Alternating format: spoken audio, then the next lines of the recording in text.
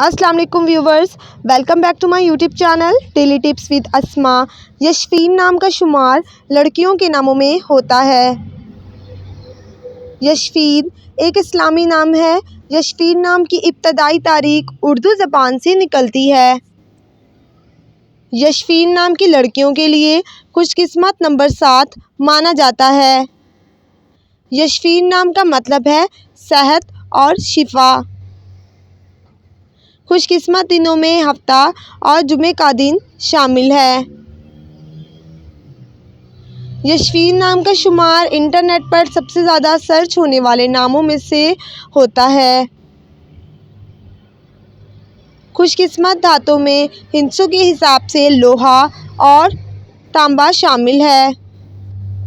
यशफीन नाम के अफराद के लिए मुआफ़िक रंगों में नीला, बनफशी और काला रंग शामिल है। यशफीन नाम के अफराद के लिए मुआफ़िक पत्थरों में नीलम पत्थर शामिल है। फ्रेंड्स, अगर आप अपने नाम का मतलब जानना चाहते हैं तो कमेंट बॉक्स में अपना नाम लिखें। इंशाअल्लाह हम आपके नाम की वीडियो ज़रूर बनाएंगे। Thanks for watching. अल्लाह हाफिज़।